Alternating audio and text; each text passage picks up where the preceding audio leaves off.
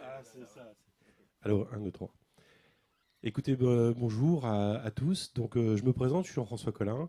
Je suis en charge du marketing au sein d'Orange Cloud for Business, donc toute la partie cloud d'Orange, interne et externe. Quand on dit interne et externe, c'est qu'on fait aussi la transformation de l'IT vers le cloud pour le groupe, hein. Donc, les équipes travaillent pour les clients, pour les partenaires et pour le groupe. Et puis, j'ai en charge aussi la communication externe avec Alain et Sylvie et Valérie qui sont au premier rang. Voilà, je te laisse te présenter, Frédéric.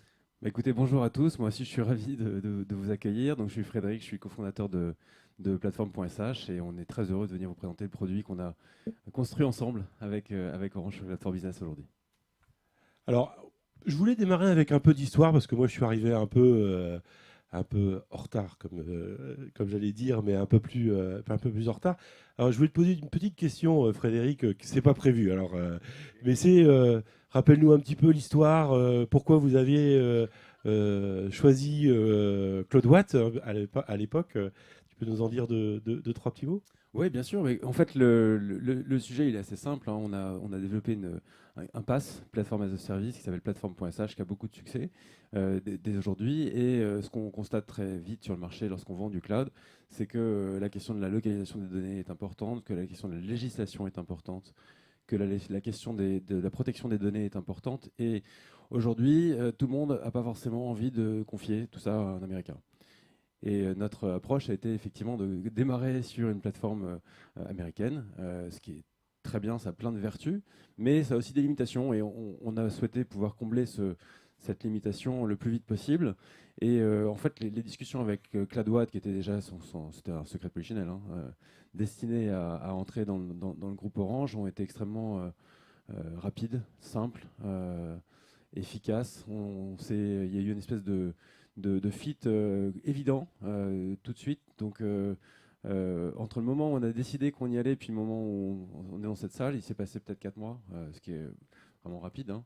À l'échelle d'Orange, Voilà, c'est c'est ça, hyper agile. ouais, hyper agile. Donc voilà, voilà un peu la genèse en très succinct. Et voilà, extrêmement excité encore une fois de vous présenter ce qu'on a vous montré. On pense qu'on a un produit qui est très très pertinent sur le marché français aujourd'hui ensemble, en alliant nos forces respectives. Merci Frédéric. Et alors moi je vais donner le pendant côté Orange. En fait, je vais vous passer 15 slides parce que je pense que euh, le but c'est que vous ayez... euh, hop, ça passe pas. Tac, voilà. En fait, du côté d'Orange, ce que je vous ai affiché là, c'est le portfolio à destination de nos partenaires et de nos clients.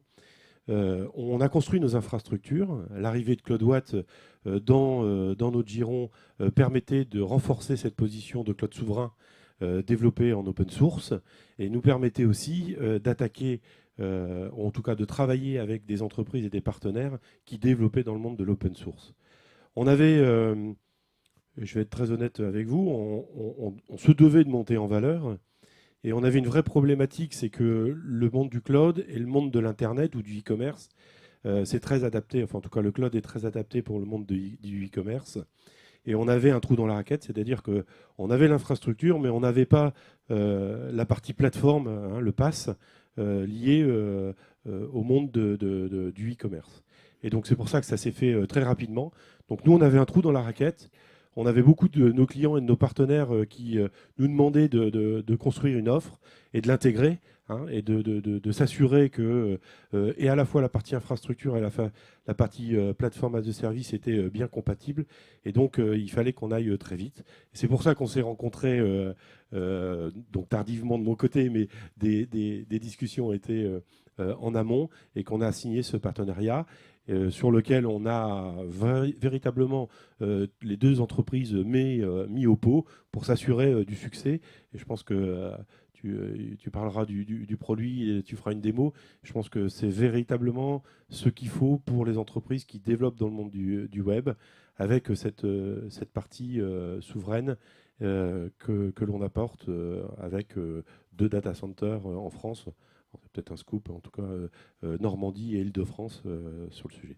Voilà. Et donc, vous voyez notre portfolio. Alors, normalement, donc, en orange, vous voyez que Plateforme.sh prend une part dans notre montée en valeur au niveau du pass, d'accord, dans notre portfolio. Alors vous avez d'autres offres. Flexible Data Platform, c'est une offre de pass pour le big data. Et puis Flexible Data Sync, c'est une offre de pass pour l'IoT. Donc on a véritablement ces verticaux, entre guillemets, si je peux m'exprimer comme ça, pour être véritablement pertinent sur le marché. Je pense, en tout cas c'est personnel, qu'en fait il n'y a pas un pass qui existe. Je pense qu'il y a plusieurs passes dans le monde du développement et dans le monde du cloud. Et je pense que en ayant un pass beaucoup plus verticalisé, beaucoup plus, je veux dire, associé aux usages, et je parlais de l'Internet et du e-commerce, je pense que c'est une bonne approche. Je pense qu'on a un super truc. Je te laisse la parole, je m'arrête. Merci beaucoup. Alors, je vais mettre là, ce sera plus facile. Donc, en effet, ce qu'on essaie de faire, nous, c'est d'être le trait d'union en fait entre l'infrastructure et le développement web. Donc d'abord, qui est-ce qu'on est? On est une start-up française, on est des gens passionnés, on est des gens aussi à l'intersection entre l'infrastructure et le développement. Notre fait d'armes, avant d'avoir monté un pass, c'était d'avoir managé un gros projet open source e-commerce qui s'appelle Drupal Commerce. Donc on vient du monde du développement applicatif, on comprend bien ce monde-là. Et notre obsession, lorsqu'on a lancé Plateforme, c'était de dire comment est-ce qu'on fait pour que ce soit plus le sujet du développeur que de s'occuper de l'infrastructure. De faire en sorte que vraiment le développeur, on fasse l'abstraction pour lui de l'infrastructure, qu'il puisse se focaliser sur ce qu'il fait le mieux, c'est-à-dire développer un produit, c'est-à-dire aussi s'assurer de la qualité de son code. Donc ça, c'est notre focus, c'est notre mission dans la vie. Notre mission dans la vie, c'est de faire en sorte que le développeur n'ait plus à se soucier de l'infrastructure et que ça soit en fait une chose qui soit à son service et non plus une chose qui soit une contrainte. Donc ça, c'est vraiment la ligne conductrice qui drive un peu notre approche et ce qu'on a fait avec Plateforme. Donc concrètement, qu'est-ce que fait Plateforme? Plateforme, c'est avant tout, et ça a été 2 ans de R&D vraiment intense pour réussir à faire ça, c'est avant tout un système qui peut cloner un site web. Cloner un site web, j'entends créer une branche d'un site web qui soit sur la même URL, on va dire par exemple blablacar.com. J'aimerais bien que ce soit un client, c'est pas un client, mais c'est juste un exemple. Blablacar.com, on prend ce site et on sait faire une réplique de ce site qui est exactement identique au site en production. La seule différence, c'est que vous allez avoir une URL qui va être plateforme.sh/ puis une liste de caractères un petit peu longue. Et donc, en faisant ça, en fait, ce qu'on permet, c'est de créer autant d'environnements de pré-production que peut le souhaiter le développeur. Donc, c'est vraiment le point significatif et singulier de Plateforme, c'est de savoir faire ça à la volée en quelques secondes. On sait cloner des sites absolument énormes en moins d'1 minute ou 30 secondes. Et c'est répétable, ça marche à chaque fois, c'est éprouvé. Donc ça, c'est vraiment le point singulier. Et partant de là, en fait, on arrive à en fait, proposer une expérience complète où pour chaque staging, on a effectivement, pour chaque branche de développement, on va avoir un staging ou une pré-production, et donc permettre de faire ensuite, à partir de cette nouvelle version du site, des déploiements automatisés extrêmement simples vers la production. Donc l'idée, c'est qu'à chaque fois que vous allez créer une branche sur Git pour le développement, vous allez avoir une pré-production qui va potentiellement pouvoir aller en production sans downtime. Donc ça, c'est une révolution parce que vous avez, en général, lorsque vous êtes dans une équipe de développement, 5 ou 6 développeurs, une dizaine de branches de développement en cours, et là, chacune va pouvoir à n'importe quel moment pouvoir passer en prod. Donc voilà un peu ce que fait Plateforme. L'idée, c'est que évidemment tout ça se fait dans un cycle intégré. On ne change pas la façon dont les gens travaillent. On s'adapte à la façon dont les gens travaillent. On intègre dans la chaîne l'ensemble des outils que les développeurs peuvent avoir besoin d'utiliser, que ce soit en intégration continue, que ce soit en profiling. Tous ces outils en fait sont intégrés dans le parcours et permettent d'avoir l'expérience du développeur que celui-ci a choisi. Donc, qu'est-ce que ça génère comme bénéfice? En quoi ça a un impact? Ça a un impact sur 3 plans particuliers. Le premier, c'est vous n'avez plus de travail de DevOps à réaliser. Il n'y a plus de travail d'opération pour l'équipe de développement. Ce qu'on constate en général dans une équipe de développement de 5 personnes, c'est une moyenne un peu statistique de toutes les conversations qu'on a eues avec toutes les agences, c'est que sur les 5 personnes, le meilleur d'entre eux ou le plus senior d'entre eux passe à peu près 50% de son temps sur du DevOps. Donc pas du développement du produit, mais plutôt la gestion de l'infrastructure dans sa globalité. Ça, ce demi-ETP, il disparaît de l'équation. Donc le plus senior, il va être à 100% sur le produit. Donc la première chose, c'est qu'on enlève l'effort de DevOps qui est proposé et qui est nécessaire dans une équipe de développement web. Ça, c'est un impact significatif, immédiat. La deuxième chose, c'est qu'on va aussi, en offrant en fait pour chaque nouvelle version un staging ou une pré-prod, on va permettre de faire des tests beaucoup plus facilement. Imaginez, vous avez un site web, vous souhaitez rajouter un forum, vous allez avoir tout de suite une URL avec le site web plus le forum que vous allez pouvoir tester. Votre équipe de test elle va faire des tests qui sont comme si ce truc était déjà en ligne. Il n'y a aucune différence, hein. Vous avez tous les contenus, vous avez l'ensemble du site, le moteur de recherche est là, enfin, vous avez absolument tout. Et donc vous pouvez faire vos tests comme si c'était un cas réel. C'est beaucoup plus simple. Donc ce qu'on a calculé sur un certain nombre de cas concrets, c'est qu'on fait gagner en moyenne 40% de temps sur les tests de développement également.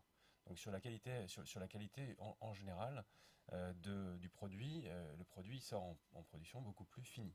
Les tests sont plus simples et prennent moins de temps. Et enfin, on a aussi un impact sur la productivité des développeurs, puisque c'est beaucoup plus facile de onboarder un développeur nouveau dans une équipe grâce à la plateforme. Tout de suite, il a ses environnements de développement, tout de suite, il a l'ensemble des outils pour pouvoir commencer à travailler, alors que dans certains cas, ça va prendre une demi-journée, une journée, il y a souvent une espèce de temps de latence entre le moment où le développeur peut être productif et le moment où il arrive dans le projet. Là, il n'y a plus de temps de latence. Tout de suite, le développeur peut commencer à travailler. Donc l'ensemble de ces trois éléments majeurs de bénéfices bénéfices qu'apporte plateforme sont résumables en une phrase, c'est énormément de temps gagné. Énormément de temps gagné, des process plus robustes et quelque chose de scalable et de répétable. Donc, qu'est-ce qu'on héberge? Plateforme, c'est un système d'hébergement, enfin un peu d'un nouveau genre. On est capable d'héberger en fait des applications qui sont des applications modernes, complexes, grâce à un système de microservices, une architecture de microservices. Et à la différence de tous les passes, on gère tout. Quand je dis on gère tout, on gère l'ensemble de l'application, y compris le search, y compris la base de données.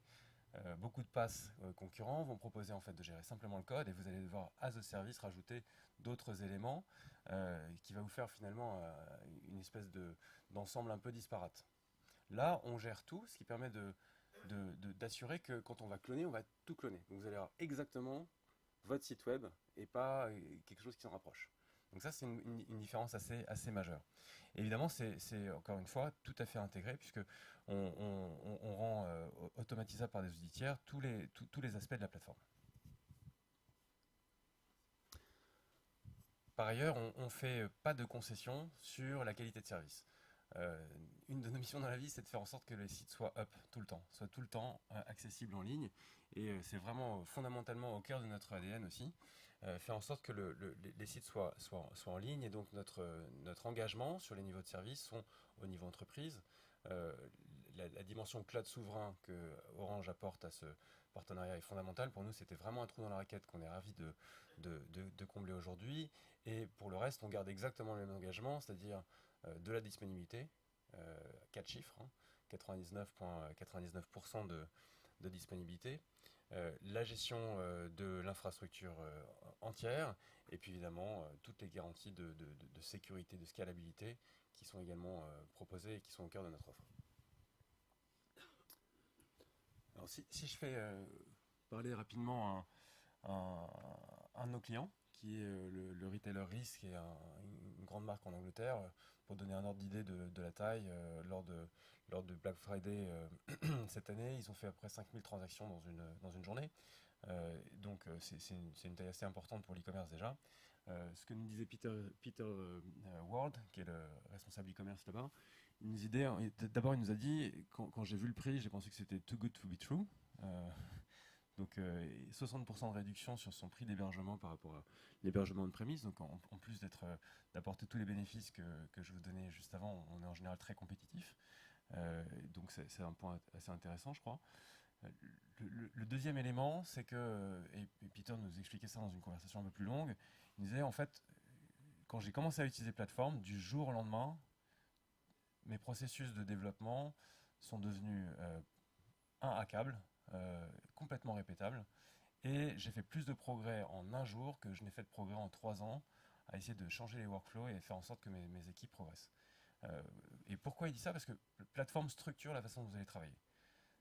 Plateforme structure la façon dont vous allez travailler en équipe de développement d'une façon moderne, d'une façon vraiment en ligne avec les meilleures pratiques de développement aujourd'hui, et vous allez contraindre vos développeurs dans une logique qui rend les choses répétables, qui rend les choses, qui supprime le bricolage, qui rend les choses vraiment industrialisables. Donc ça, c'était un des bénéfices principaux évoqués par Peter, c'était le fait que ces processus se sont améliorés grâce à la plateforme et du jour au lendemain, sans que ce soit compliqué, sans que ça rende les choses, sans qu'il y ait aucun sorte de change management, mais simplement en rendant les choses beaucoup plus rigoureuses et beaucoup plus efficaces.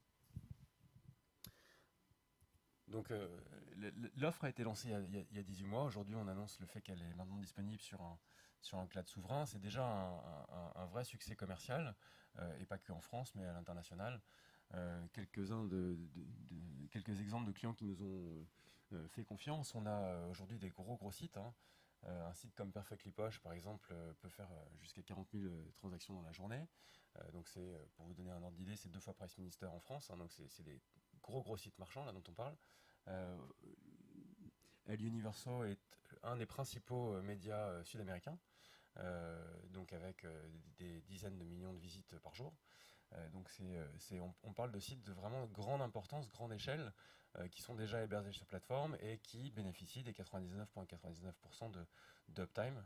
On est très je crois qu'on n'a jamais preaché vraiment ces SLA sur l'offre entreprise à ce stade. Donc on est vraiment très bon dans la disponibilité et c'est vraiment un des points clés de notre offre. Et pour finir, voilà, je vous le disais, on est une start-up française, mais très internationale.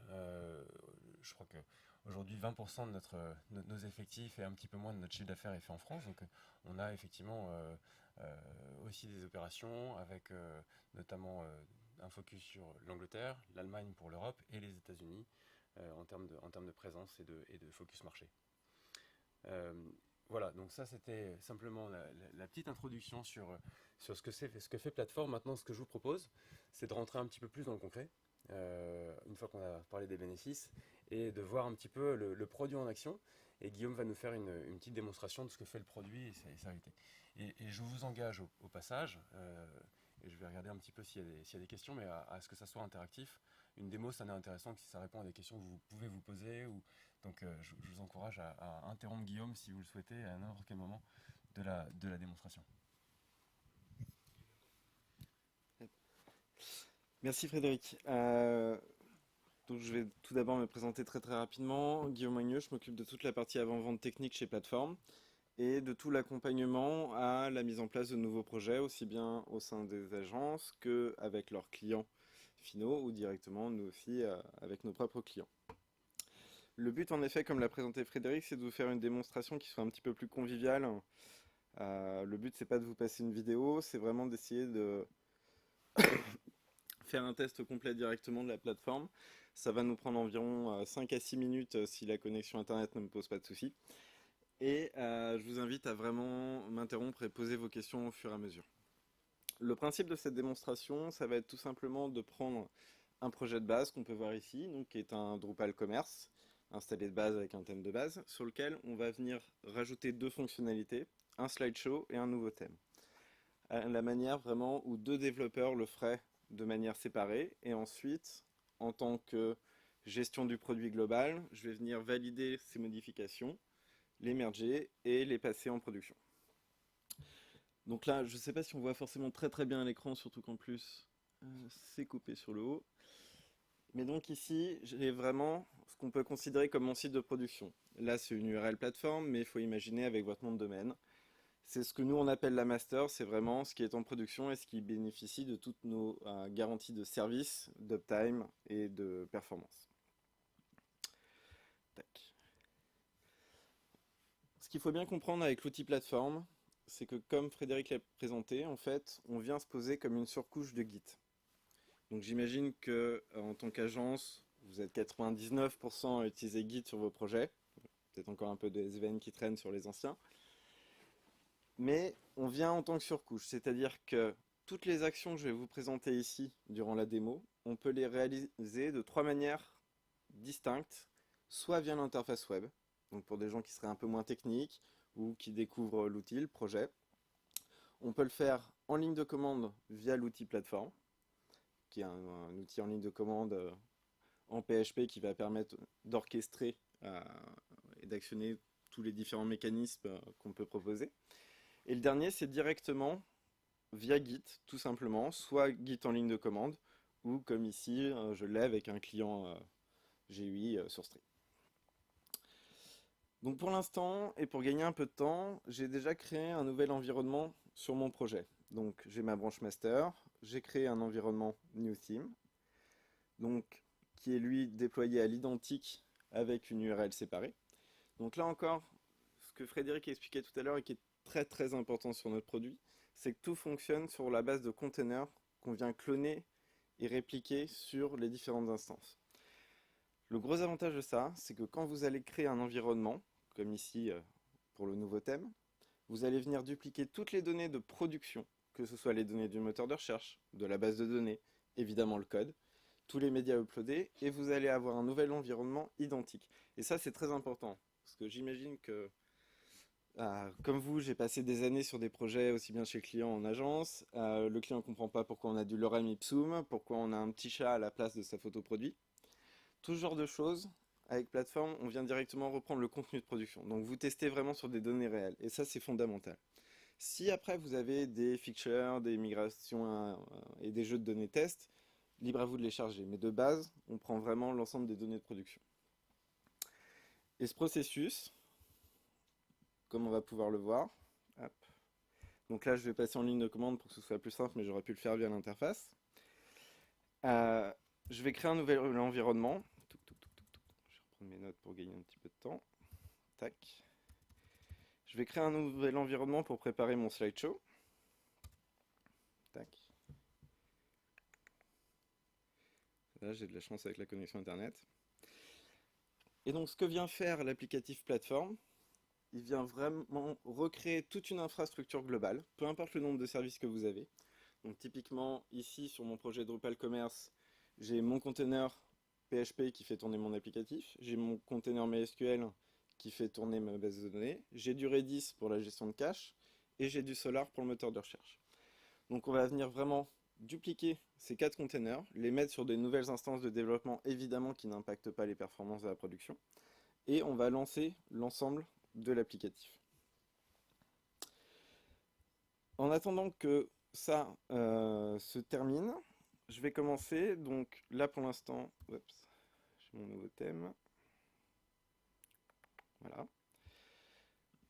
Donc on voit en live en fait, j'ai lancé ma commande en ligne de commande, on voit en live sur l'interface que l'environnement slideshow est en cours de création. De mon côté, moi ma base de code, donc là mon Git est automatiquement passé sur ma nouvelle branche slideshow sur laquelle je vais pouvoir commencer à développer. Ce qui est fondamental dans l'outil, Frédéric parlait de l'onboarding de nouveaux développeurs. Vous êtes des agences, vous avez des équipes nombreuses, vous avez des gens qui tournent sur les projets, des fois qui viennent en dépannage, des gens un peu plus seniors ou autres qui doivent interagir très vite sur un projet parce qu'un tel ou un tel est absent. Il faut que le développeur, vraiment, en 30 secondes, il soit opérationnel. Et ça, c'est très simple avec l'outil.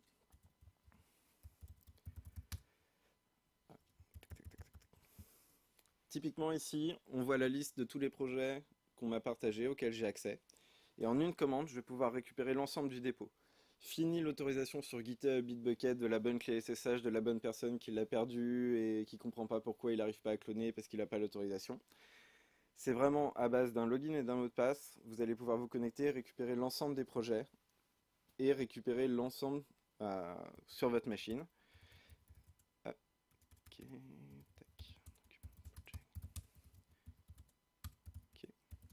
Et vous allez récupérer une architecture où en fait vous allez avoir 3 dossiers. Le repository qui contient la base de code, donc ici mon Drupal.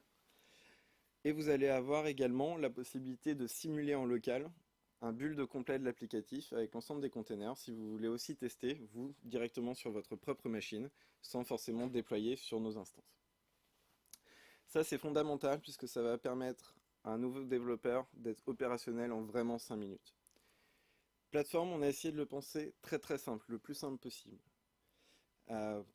Pour pas les citer, on a lancé un projet avec Adiax la semaine dernière. En 35 minutes, le développeur il a pris son Drupal, posé les fichiers de configuration, déployé sur ses instances et le client était en train de resetter le projet.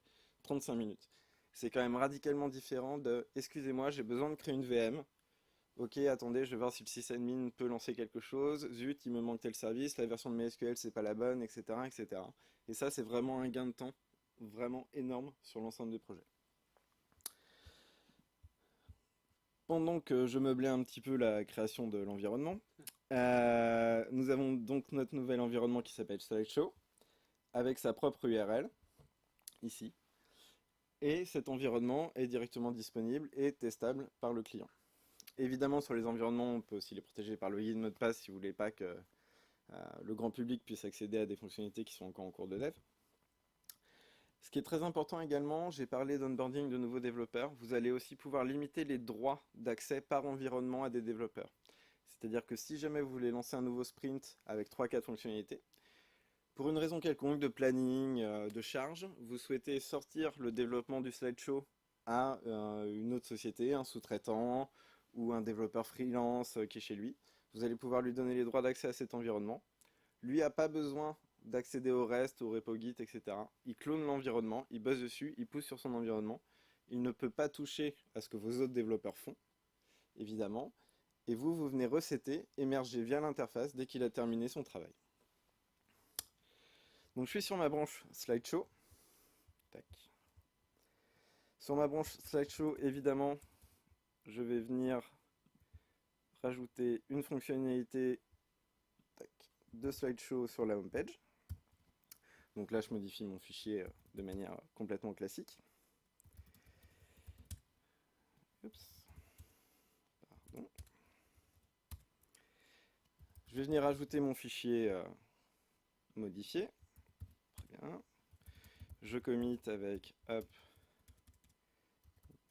ajout slideshow. Évidemment, ça, je pourrais le faire via l'interface graphique si je préfère. Et je vais venir, du coup, push. Oups.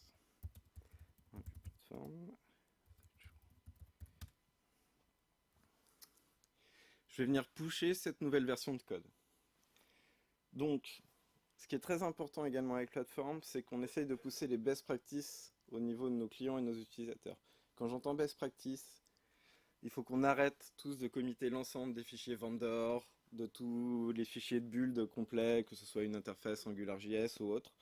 On essaye vraiment de pousser les bonnes pratiques dans le sens où on considère que quand on déploie un projet, on doit vraiment le build, le construire à la volée. Et là, c'est ce qu'on vient faire. Grâce à Drupal, pour ceux qui connaissent, et ses outils de rush, on vient vraiment compiler l'ensemble des dépendances dans le projet. C'est-à-dire que moi, sur mon repo Git, ici, j'ai évidemment pas les vendors, j'ai pas non plus les fichiers de base de Drupal. Ça vient vraiment se construire à la volée au déploiement. C'est-à-dire que mon repo Git ne contient que des fichiers qui appartiennent au projet et pas les prérequis de la solution Drupal, Magento ou WordPress si on le souhaite. Donc là, je viens de pusher sur ma branche. Ça prend un tout petit peu de temps. Ma connexion ne doit pas être terrible. Hop, parfait.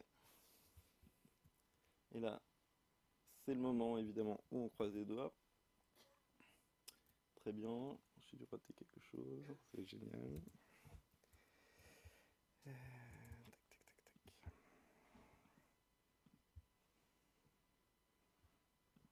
Ok.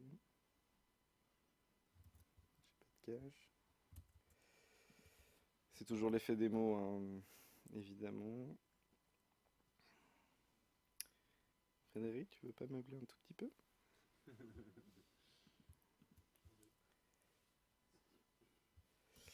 Ok, bon. Je vais voir, j'espère qu'il n'y a pas un proxy. En attendant, je vais passer sur mon autre environnement de nouveaux thèmes. Tac. Donc là, j'ai récupéré ma base de code. Je vais venir également ajouter mon nouveau thème dans mon fichier de configuration. Bon là je triche un peu, mais c'est juste une activation évidemment du thème dans les fichiers d'install de Drupal. Et de la même manière, je vais venir ajouter mon fichier et pousser mon fichier sur mon environnement new theme. Hop. Tac. Ajout du thème. Tac. Et je vais venir repush sur mon autre branche. Évidemment sur mon interface, je vois également que mon environnement, vu que je viens de push, est en cours de rebuild. Donc on va attendre les 30 secondes, le temps que tout se recrée et se redéploie.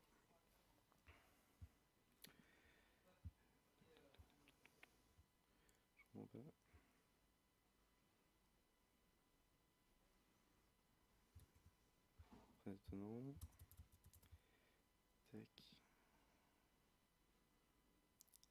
Ce serait bien le moment de poser des questions, ce serait vachement bien.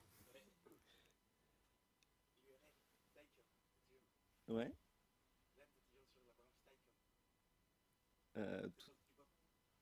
De quoi? Les tables, juste, t'es pas sur les bonnes tables. Bah, je suis sur Slideshow. Oui, tu voulais être sur thème, non? Non, j'ai poussé sur Slideshow pour l'instant. Non. C'est une très bonne question. Mon environnement New Team, lui, est en cours de redéploiement, donc on va attendre juste qu'il termine. J'espère que...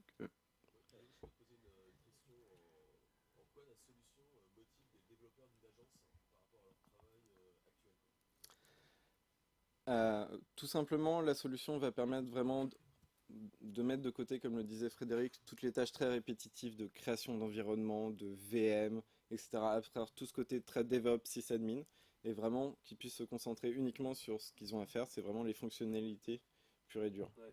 Pour compléter, et comme ça tu veux peut-être... Ouais, vas-y.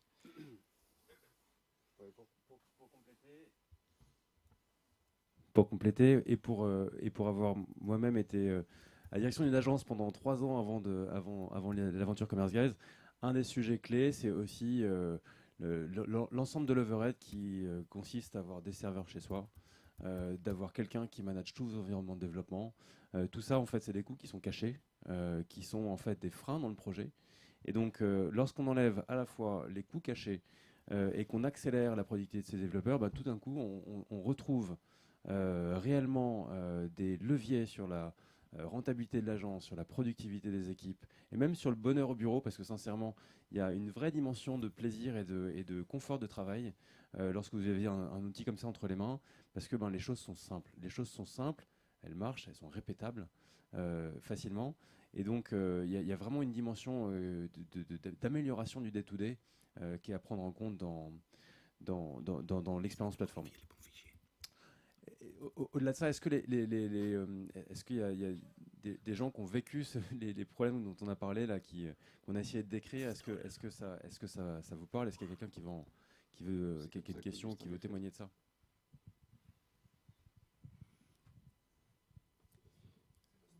Les modules dans le Kickstarter. Sébastien, merci, ouais, avec plaisir. Merci. Donc, le problème que vous voyez là, c'est que ce mec-là n'est pas un Drupalien. Un gros nom. Alors, ce monsieur fait du Magento Ouais, et donc, et devrait faire des démos Magento. et moi, j'ai un mon Drupal, c'est 2009, quoi.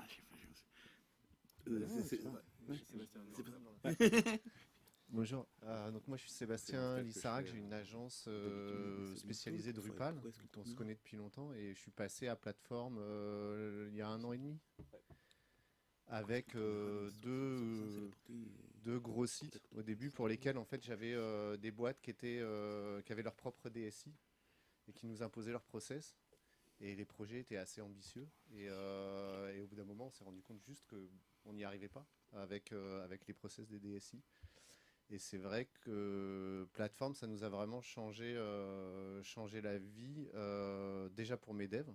C'est vrai, moi je trouve que un des plaisirs des devs, c'est qu'ils deviennent DevOps, que peut-être vous n'avez pas beaucoup dit. Moi je trouve ce qui est génial, c'est que dans les fichiers de config, en fait, on configure la plateforme.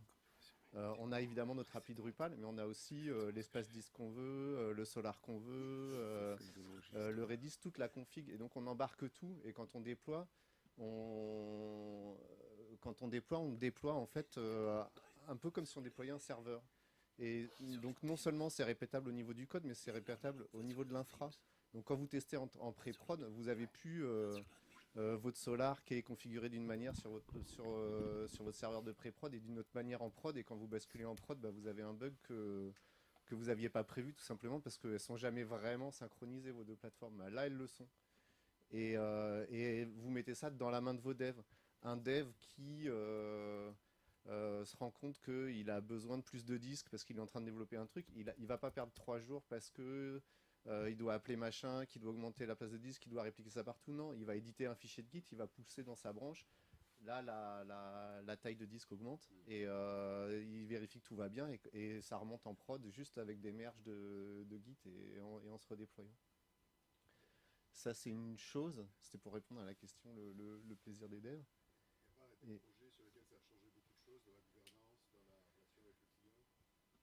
Bah, si, pour moi, l'exemple typique, c'est se loger. C'était vraiment, on était arrivé dans. Enfin, j'ai des projets où on est arrivé dans l'impasse avec dans la manière de travailler. Il y avait des choses qu'on ne pouvait plus faire. C'est-à-dire, la DSI nous imposait un déploiement le mercredi. On devait lui donner un fichier Word avec une procédure à suivre, avec des fichiers dans des zips qui devaient mettre à la main sur des serveurs. Et ça marchait pas. Et il y avait un moment.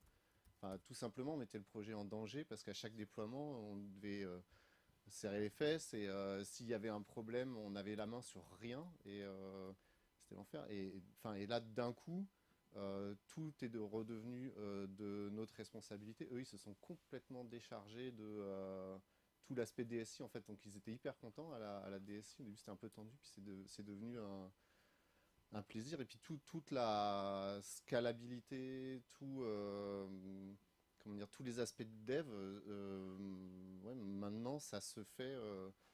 Moi je déploie sur Se Loger des fois sur un coup de fil. En 3 minutes, je déploie une instance de prod, je fais une modif, on me la valide, je la déploie. Et c'est devenu aussi simple que ça. Alors qu'il y a, je sais plus, il y a 200 000 pages vues jour en ce moment sur la plateforme. Et je peux déployer sans interruption de service, sans rien. Je l'ai fait encore hier. Et c'est vrai que pour nous, c'est un vrai gros changement. On va pas s'acharner, non sérieusement, parce que moi je suis contre, voilà, live démo, c'est très courageux de faire des live démos surtout quoi. Mais tu vois, je tiens quand même à préciser qu'ici on a un slideshow et sur l'autre onglet on a quand même un nouveau thème. Mais on a triché. Mais on a triché. Donc ceux qui ont bien regardé ont pu voir qu'on a triché. Alors, tu triches, tu montres. Et après ça va aussi faire peut-être un. Il est où l'autre tab? L'autre tab? Laquelle? Avec le GitHub. Avec le GitHub, il est là. Ouais. Parce que voilà, ça permettra aussi à la limite de passer à notre speaker. Là, c'est un exemple amusant. Je l'aime beaucoup. Et c'est les projets à 83 staging. Est-ce que vous avez déjà vu dans votre vie, on connaît bien dev, pré-prod, prod. Qui connaît prod, 83 pré-prod? Et là, donc c'est la documentation du projet Symfony. Donc, ils ont 83 pré-prod différentes. Et ils n'utilisent pas plateforme du tout, ils utilisent GitHub, ils ne connaissent pas plateforme. D'accord, les développeurs, voilà, il crée sa pull request et contre la documentation de Symfony, il y a automatiquement créé un nouveau staging. Et il y a le test Travis qui passe très bien, donc on sait que voilà. Et après ça, on a juste plateforme qui a automatiquement généré un nouveau staging, qui a sa propre URL. Là, vous voyez dans l'URL, il y a pull request 6375. Et on peut voir l'effet sur un vrai site qui tourne avec tout ce qu'il y a à l'intérieur. Du moment où on est content, on peut toujours, sans même connaître plateforme. Si on a les droits de merge, on clique sur le bouton merge et c'est un prod. Et donc là, c'est dire à l'échelle d'un projet open source comme Symfony, ça veut dire tout simplement, toujours sur l'onboarding, que tout à coup on peut travailler non pas avec 5, ça marche très bien avec 5 développeurs, et ça marche très bien avec 5000 développeurs. Et donc toujours on ne va pas bricoler machin, mais sachez, voilà, quand on merge, ça merge, hein, git merge, ça marche. Hein. Exactement. Juste pour finir très rapidement sur les 2-3 dernières fonctionnalités de l'interface. À partir du moment où votre développeur a envoyé des modifications sur chaque branche, vous allez pouvoir venir les merger directement sur la branche de production pour ceux qui ont les droits de le faire. Donc une branche qui a été validée va partir en production. A l'inverse, on va pouvoir resynchroniser les données de production sur les différents environnements de développement qui sont en cours. Et une dernière fonctionnalité qui est très très utile, surtout en tant que gestionnaire de projet, vous allez aussi pouvoir réaliser des snapshots de toutes les branches. C'est-à-dire qu'un snapshot va être une sauvegarde complète de la base de données, du code, de tous les fichiers uploadés. Et vous allez pouvoir sauvegarder ça en 30 secondes et les restaurer si besoin, si jamais vous avez un merge qui est parti trop vite, qui n'avait pas été validé. Et vous allez pouvoir revenir à la liste de tous les snapshots qu'on a vus précédemment. J'ai fini pour la démo, même si elle n'a pas forcément été très très concluante, mais je serais ravi de vous la refaire après, en particulier en haut ou plus en détail. Hop, tac. Et pour terminer, Non, pour terminer, est-ce qu'il y a encore d'autres, est-ce qu'il y a d'autres questions ou des questions sur la démo qui a été vue ou sur le produit? Bonjour.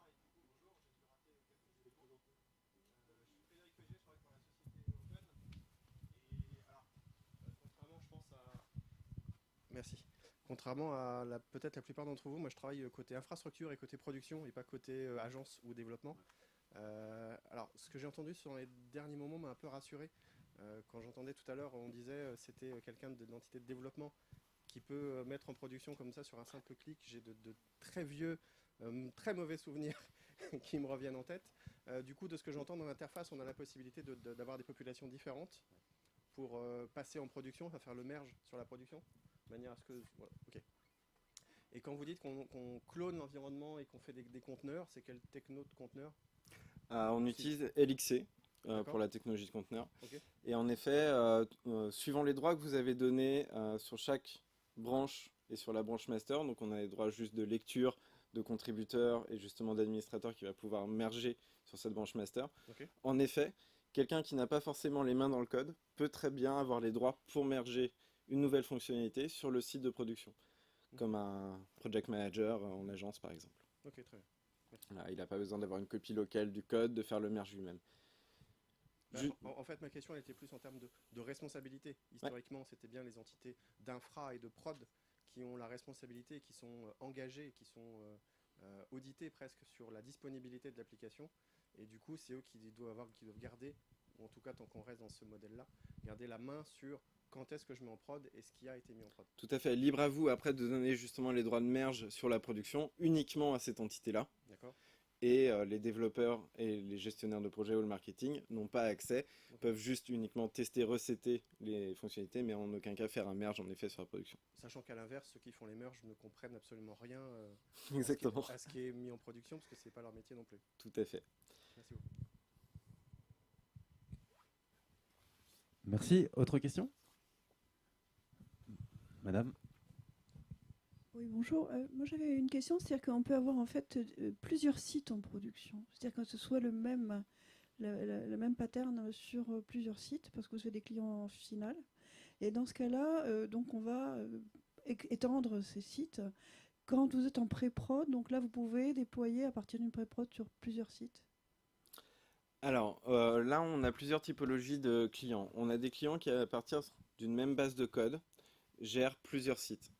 Typiquement, celui qu'on vous a présenté tout à l'heure, le British Council, à partir d'une même base de code, eux gèrent 110 sites différents. C'est 110 projets sur lesquels ils ont des gens qui ont des droits d'accès bien spécifiques. Et en effet, à partir d'une même base, on va déployer plusieurs prépas, plusieurs environnements, au final plusieurs projets et plusieurs productions.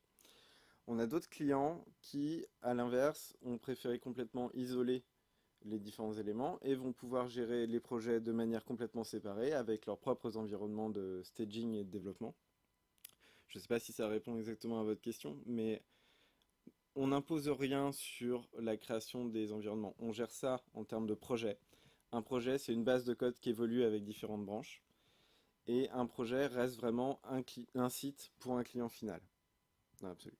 Après, libre à vous de gérer 10, 12, 15 projets avec un développeur qui a les droits sur le projet 1, 2, 7, 8, 9. et lui va pouvoir venir déployer de nouveaux environnements sur les projets auxquels il a accès. Est-ce que ça répond? Dubitatif.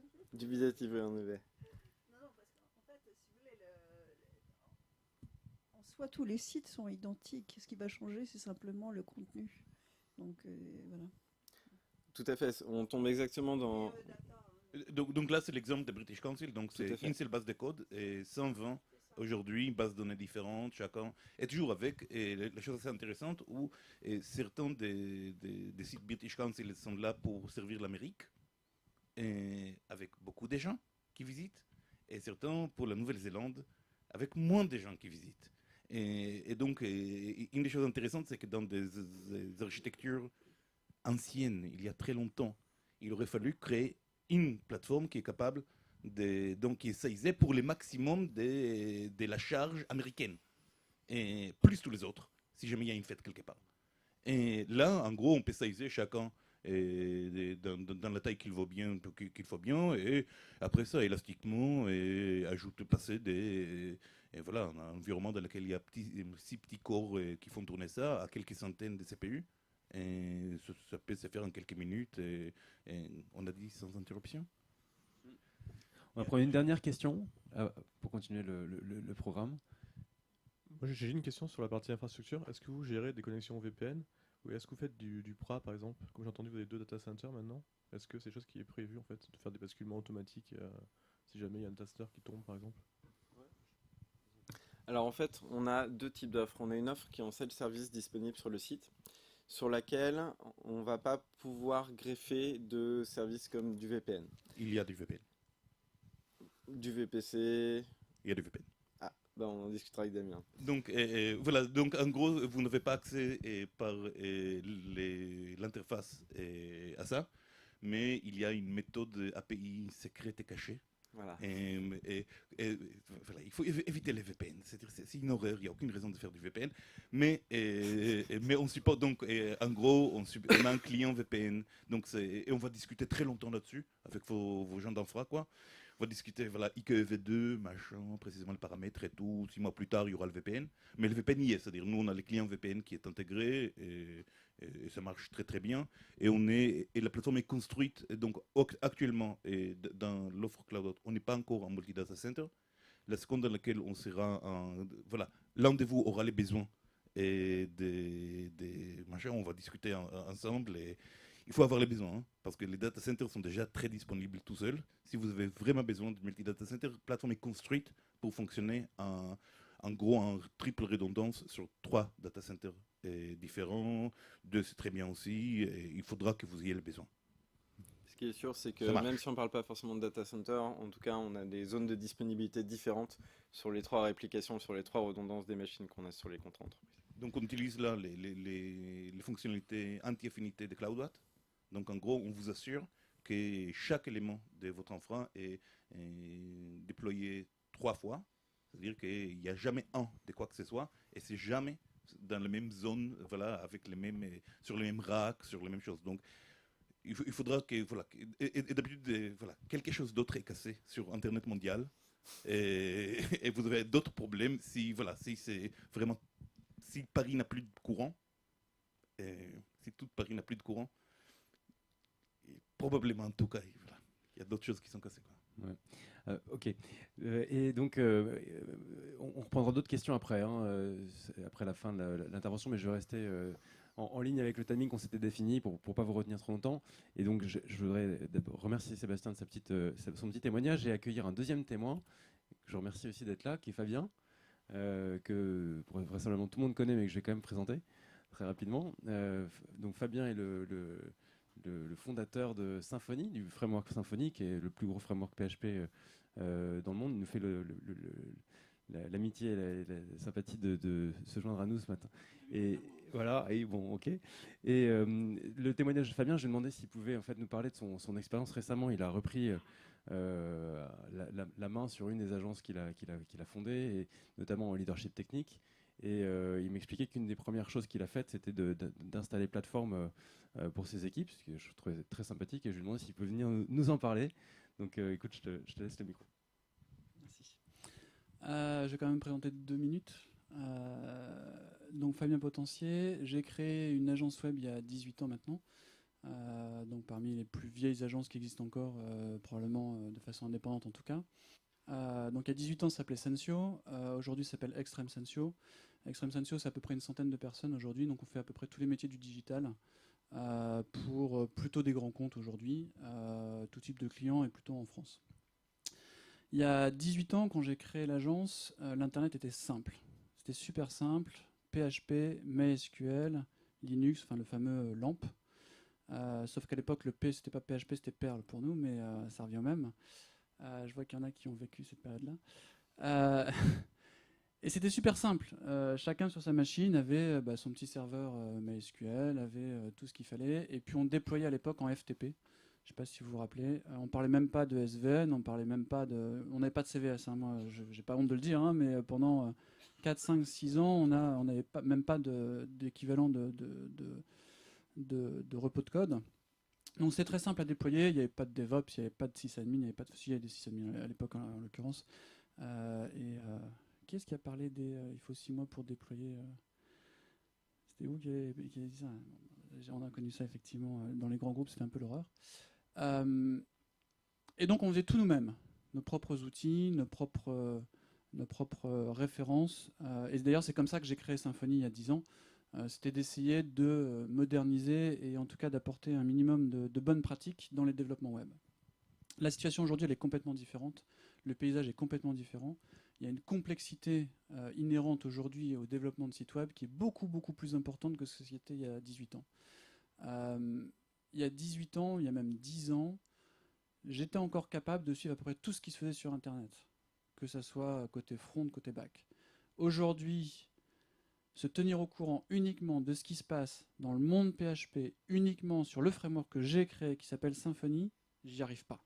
C'est impossible. Donc autant vous dire qu'aller comprendre ce qui se passe en termes d'hébergement, de bonnes pratiques, de déploiement, de configuration, de scalabilité, j'en passe et des meilleurs, c'est strictement impossible. Même une agence à 100 personnes, c'est pas possible. Or, dans une agence comme Extreme Sensio aujourd'hui, qui est une agence, nos clients sont uniquement des gens de marketing, de communication, on n'a pas de DSI en face de nous. Donc on a des gens qui, quelque part, se foutent un peu de la technique, ou en tout cas, c'est pas leur but premier quand ils viennent travailler avec nous. Malgré ça, ça reste une composante, la partie technique, super importante dans une agence, très importante parce que c'est là aussi où on est capable de délivrer de la valeur. Et la valeur, on ne la délivre pas parce qu'on a une super expertise sur MySQL ou sur le déploiement sur AWS. Notre expertise, c'est de choisir les bons outils, les bonnes technologies, de les assembler de manière correcte et d'avoir un site qui soit performant. Quand je dis performance, pas forcément en termes de vitesse, c'est aussi en termes visuels, en termes de navigation, d'UI, etc. Et malgré ça, et d'ailleurs, juste entre parenthèses, la partie la plus rentable, en tout cas chez nous, c'est la partie développement. Là où on fait de l'argent dans une agence, en tout cas chez nous, chez Extreme Sensio, c'est pas sur la partie design, c'est pas sur la partie média, c'est pas sur toutes ces parties-là, c'est vraiment sur la partie développement. Média, c'est pas tout à fait vrai. Ça reste quand même assez rentable. Et sur la partie technique, je me suis rendu compte. Donc, moi, oui, alors, juste pour finir la présentation globale, pour que vous compreniez bien d'où je viens, on a scindé l'entreprise que j'ai créée à 18 ans, il y a 4 ans. Donc, d'un côté, Extreme Sensio, qui est la partie historique agence, et puis de l'autre côté, Sensio Labs, qui est l'éditeur logiciel Symfony. Et donc, depuis 4 ans, je suis vraiment concentré sur cette partie-là, Symfony, et pas du tout sur la partie Extreme Sensio. Ceci étant, je me suis replongé un peu il y a quelques semaines, quelques mois maintenant, pour essayer de moderniser cette partie-là, parce qu'on s'est rendu compte qu'en fait, on n'avait pas forcément modernisé aussi vite que ce qu'on avait pu faire à côté sur Sensio Labs et que les bonnes pratiques n'étaient pas forcément là. Et je me suis rendu compte qu'aujourd'hui, on faisait beaucoup de choses à la main, comme on les faisait il y a 18 ans.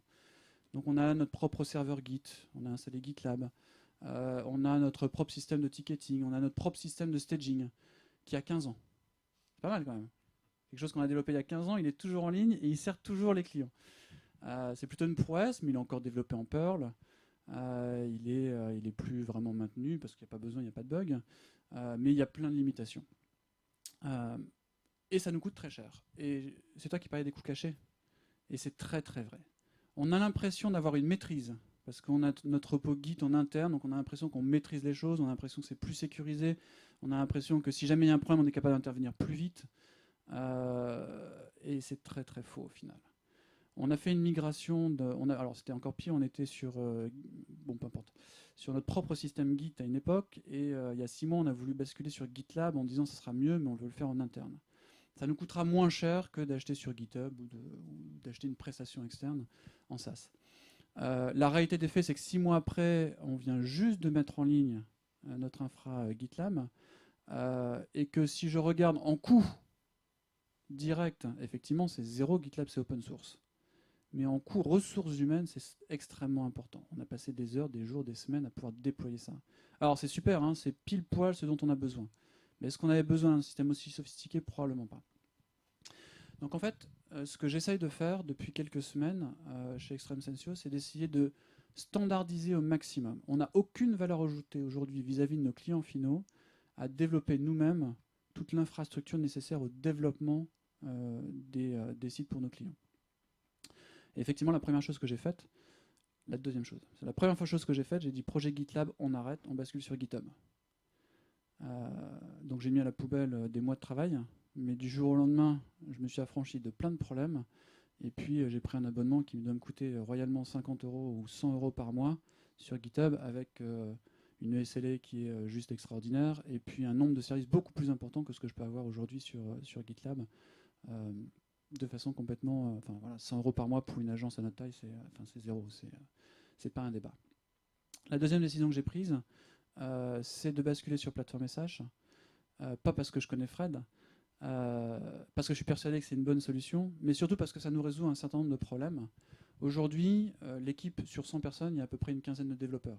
Donc ça reste une équipe très modeste de développement, mais on travaille sur des dizaines de projets en parallèle. Qui travaille en agence ici? Quasiment tout le monde? Non, pas quasiment tout le monde. En agence, en tout cas, moi c'est ce que je vois depuis 18 ans, on a peu de projets sur lesquels on va avoir 3 développeurs qui vont travailler à temps plein pendant 6 mois. Ça arrive, hein, on en a, mais c'est assez rare. Donc ça veut dire qu'on a des développeurs qui sont capables de travailler sur 1, 2, 3, voire 4 projets tous les jours de façon différente, parce qu'on a des petites choses à faire. On a une campagne marketing à droite, on a un bout de texte à changer à gauche, on a un upgrade à faire sur un troisième projet. Donc on switch énormément d'un projet à un autre. Projets qui peuvent avoir des contraintes différentes. Et donc maintenir une infrastructure de développement en interne qui permet cette flexibilité-là, sur tel projet j'ai un PHP 5, sur tel autre projet j'ai un PHP 5.3, 5.4, 5.3, d'un côté j'ai PostgreSQL, de l'autre côté j'ai du Solar. C'est extrêmement compliqué à mettre en œuvre, à maintenir, et c'est surtout à maintenir parce qu'effectivement l'installer c'est facile, et puis surtout c'est très difficile à partager. C'est-à-dire qu'aujourd'hui j'ai un développeur qui travaille sur le projet A, peut-être que demain ce sera un développeur B. Et donc s'assurer qu'on a une cohérence entre l'ensemble de ces développeurs, c'est extrêmement compliqué.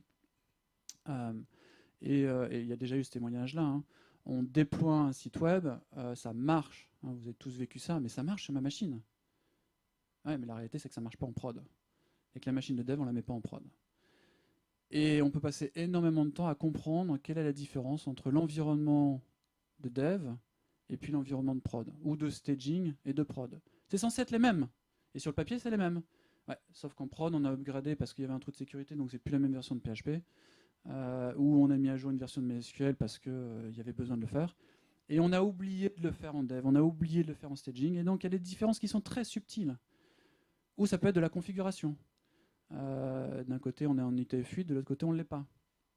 Et puis personne ne s'en rend compte, sauf le jour où on déploie, parce qu'on a des vraies datas en prod qu'on n'a pas en staging, parce qu'on a juste des features, donc ça c'est bien, on a du lorem ipsum, ça permet de regarder les choses, mais on n'a pas des vraies données. Donc on n'a pas la même dimension des données, et on n'a pas des données qui sont réelles, qui peuvent avoir des spécificités qu'on n'a pas sur des features, où généralement le lorem ipsum, typiquement c'est de l'ASCII, il n'y a pas de caractère UTF-8, donc si on a un problème de charset, on ne peut pas le détecter. L'avantage de plateforme, c'est qu'on a cette consistance. Donc on est sûr que ce soit le développeur A, le développeur B, qu'on soit en dev, en staging, en test ou en production, on a exactement la même plateforme avec les mêmes datas. Je ne vais pas revenir dessus, on l'a déjà évoqué plein de fois. Et ça, cette répétabilité, le fait qu'on soit capable d'avoir cette cohérence entre l'ensemble des environnements, c'est un élément clé et fondamental de pouvoir avoir une fluidité dans les équipes, de pouvoir basculer les équipes d'un projet à un autre de façon très simple et de façon complètement en toute confiance, de savoir que ça va marcher effectivement. Je vais juste dire un point qui est aujourd'hui un point de complexité, et il ne faut pas se le cacher à mon avis, c'est que oui, plateforme peut s'adapter à la façon dont vous travaillez, puisqu'il y a une flexibilité totale. Vous pouvez même utiliser, d'ailleurs ça n'a pas été dit, il ne me semble pas, mais vous n'êtes pas obligé d'utiliser le guide fourni avec plateforme message. Si vous êtes sur GitHub, et nous c'est ce qu'on fait, on garde notre plateforme GitHub parce qu'il y a d'autres avantages. Ça s'intègre complètement avec plateforme. Donc plateforme est capable de s'adapter à vos besoins et la façon dont vous travaillez. Ceci étant, je pense qu'il y a un intérêt très fort à essayer d'adopter les bonnes pratiques qui sont prônées par plateforme. Et ça demande un changement d'état d'esprit et de façon de travailler qui peut être un peu compliqué à mettre en œuvre. Et en tout cas, ça s'accompagne. Donc moi, mon rôle aujourd'hui, c'est d'accompagner justement les équipes pour pouvoir transformer une façon de travailler qui peut être à la fois à l'arrache et très confortable pour le développeur. Il a tout sur sa machine, il fait sa petite bidouille, sa petite tambouille interne. Et puis quelque chose qui est beaucoup plus, si ce n'est contraint, mais en tout cas avec des process qui sont très clairs et très définis. Donc l'outil apporte ça aussi. Donc ça peut être vu comme étant une contrainte, mais en tout cas il y a une notion d'accompagnement du changement qui est importante aussi à faire. Il y a un dernier point que je voulais évoquer, c'est qu'en agence, on n'a pas une techno, donc on ne fait pas que du Drupal, on ne fait pas que du Symfony, on ne fait pas que du Magento, on fait plein de choses différentes, jusqu'à de temps en temps du PHP bête et méchant, parce que on est sur un site de jeu concours qui va durer pendant 3 mois, donc on sait que c'est un site jetable, donc on n'a pas envie on n'a pas besoin en tout cas d'avoir du Drupal, du WordPress ou je ne sais quoi d'autre. Et le fait de pouvoir standardiser l'ensemble de la plateforme de développement, quel que soit l'outil qu'on va utiliser, c'est aussi, je trouve, une force qui est assez intéressante, et pas d'avoir des choses qui soient spécifiques à chaque fois qu'on a un nouveau projet sur une technologie différente. Le dernier point, c'est justement cette notion de staging et la relation qu'on peut avoir avec le client. Le fait que, en tant qu'agence, et notamment sur du marketing, sur des sites qui sont des sites plaquettes, qui sont des sites vitrines pour l'entreprise ou des sites e-commerce, donner de la visibilité au client final, c'est extrêmement important. Je ne sais pas si vous utilisez tous des méthodes agiles, entre guillemets. En tout cas, il y a 15 ans, ou quand j'ai commencé ma carrière, on parlait encore des cycles en V. Je suis sûr qu'il y en a qui font encore des cycles en V ici. N'ayez pas honte, tout le monde en fait encore. Mais on signait un cahier des charges très épais où on décrivait exactement tout ce qu'on devait faire. Et puis après, on avait un tunnel selon le projet, 2 mois, 3 mois, 6 mois, 9 mois, 1 an. Et puis on était très fiers au bout de 6 mois de dire on y est. Et puis on faisait la présentation au client. Puis là, patatras, on se rend compte que le client il dit mais attendez, mais on ne s'est pas compris en fait du tout, c'était pas ça que je voulais. Ça aujourd'hui, avec les méthodes agiles, c'est facile d'un point de vue project management de l'éviter parce qu'on voit le client de façon très régulière, on travaille de façon itérative. Mais on peut travailler de façon itérative, mais si on n'est pas capable de montrer ce que ça va donner dans la vraie vie, le site final, eh ben c'est un peu moins bien. Et ce que offre Platform aujourd'hui, c'est aussi cette capacité-là d'intégrer dans ces développements agiles la capacité de montrer de façon régulière et quasiment de façon instantanée l'ensemble des développements qui sont réalisés, donc de pouvoir agir très vite si on est dans une mauvaise direction.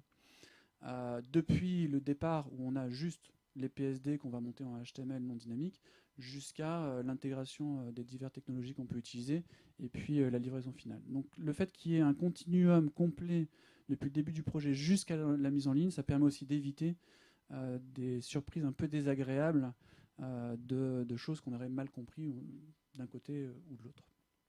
Je pourrais vous parler pendant des heures, je ne vais pas le faire. Je pense que j'ai fait à peu près le tour de la chose. Si vous avez des questions à me poser ou d'autres questions que l'équipe de plateforme sera probablement ravie de donner la réponse.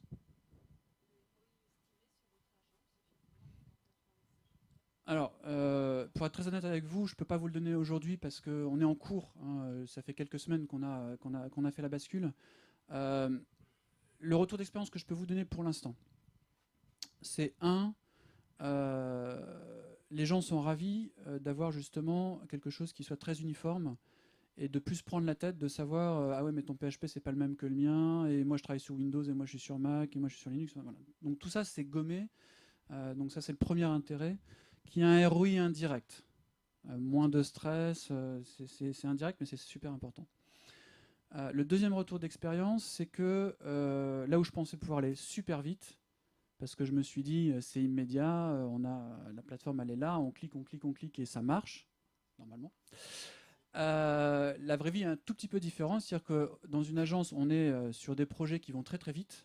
Donc la plupart de nos projets, en termes de développement, entre le moment où on commence et le moment où on met en ligne, c'est inférieur à 2 mois. Donc ça va très très vite. Donc s'insérer dans ce process-là, c'est très compliqué. Donc on a commencé par mettre 2-3 projets sur la plateforme, et puis on est en train petit à petit de monter en puissance sur tout l'ensemble des projets. Donc c'est très compliqué, je ne peux pas vous donner de ROI aujourd'hui très précis.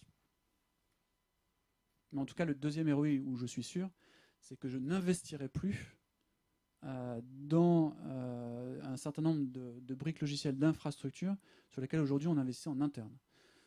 Donc la demi-part de personnes qui est très très bonne mais qui ne peut pas faire de dev parce qu'elle fait effectivement de l'admin, ça on le vit au jour le jour.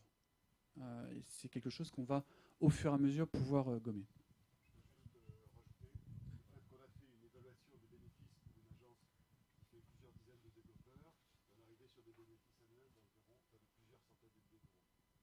On a un papier blanc en fait sur le site qu'on peut vous envoyer qui détaille un petit peu cette analyse.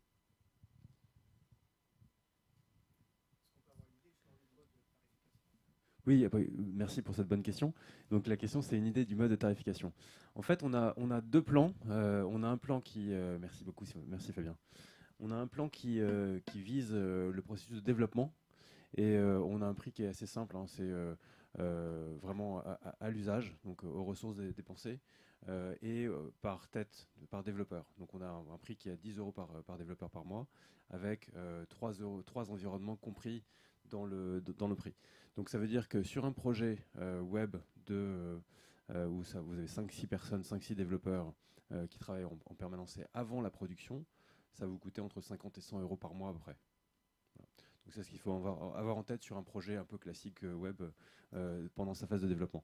Ensuite, si vous passez en production chez nous, et c'est là que vous avez vraiment tout le bénéfice de pouvoir cloner la production, faire vraiment du déploiement continu sans difficulté, on a un prix qui est fonction de la taille du site et évidemment du nombre de ressources qu'il va nécessiter, de la complexité de l'appliquer, mais surtout du nombre de visiteurs, du nombre de pages vues, etc. Et donc c'est un prix assez linéaire avec une offre qui est une offre qu'on appelle standard qui s'adresse aux petits sites avec peu de trafic, et puis une offre entreprise qui a pour le coup du support, des SLA 99.9 qui commence à 10 000 € par mois, par année, 10 000 € par année, et qui peut effectivement s'adapter aux différentes contraintes de trafic et de visite. Merci. Est-ce qu'il y a une autre question?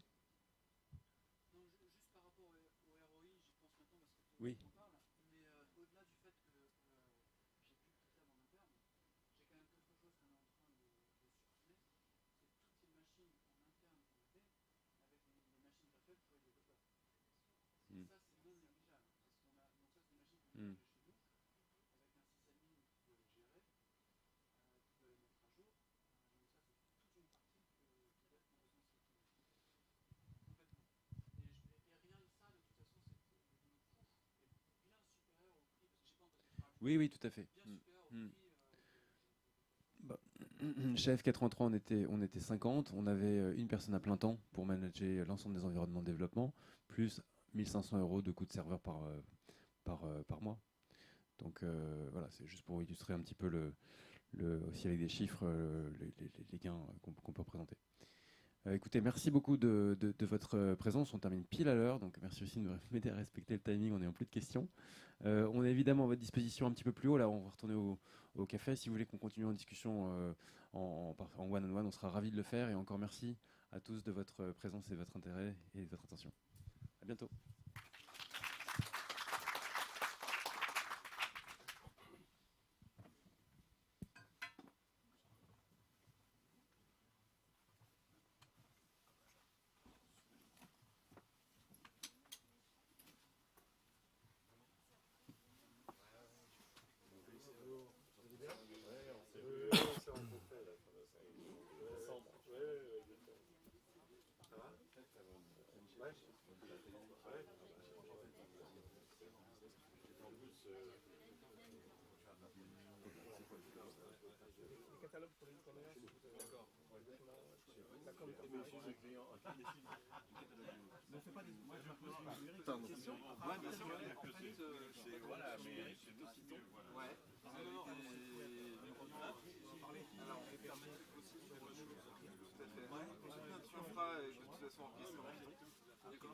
Pour l'instant, on supporte PHP et Node.js, Java sur des containers assez simples, ça n'engage pas sur le et Python d'ici à 4 ans. C'est dans la roadmap, c'est le prochain.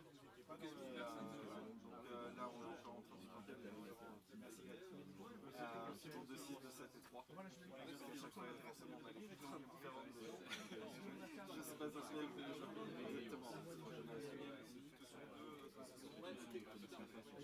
Très honnêtement, le support de Python, il est très orienté Django.